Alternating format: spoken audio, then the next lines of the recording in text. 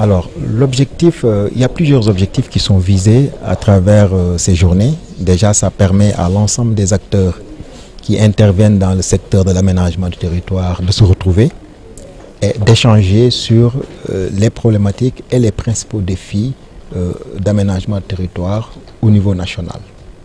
C'est ça le premier élément. Et pour y arriver, donc, nous avons identifié quelques points clés qui nous permettent, qui devront nous aider vraiment à atteindre ces objectifs-là.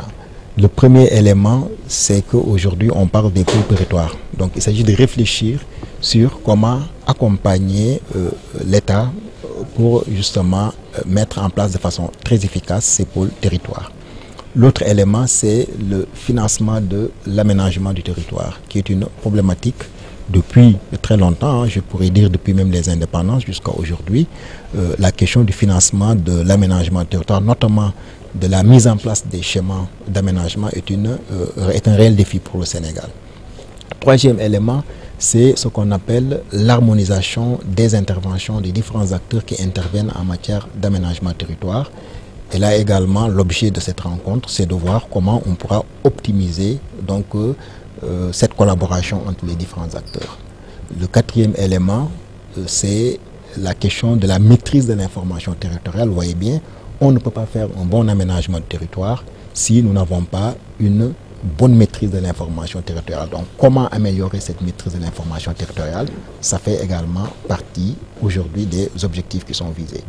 En plus de ces objectifs, bien sûr, l'aménagement du territoire est certes une politique, il y a une politique d'aménagement, mais aussi c'est une discipline scientifique.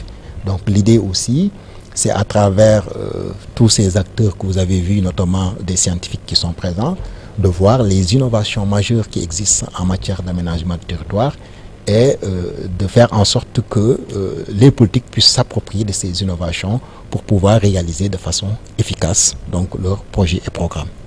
Bon, il y a beaucoup de solutions. Déjà, il y aura un atelier qui est prévu presque sur l'ensemble des 2 journées qui vont parler de tout ce qui est problématique d'environnement, de tout ce qui est problématique de gestion des ressources naturelles.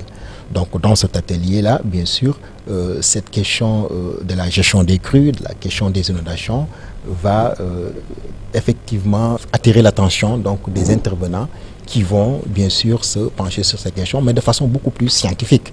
C'est-à-dire, c'est vrai qu'aujourd'hui, l'État a fait beaucoup d'efforts en termes pour résoudre ces problèmes-là, mais il faut aussi savoir que c'est des problèmes qui ne datent pas d'aujourd'hui.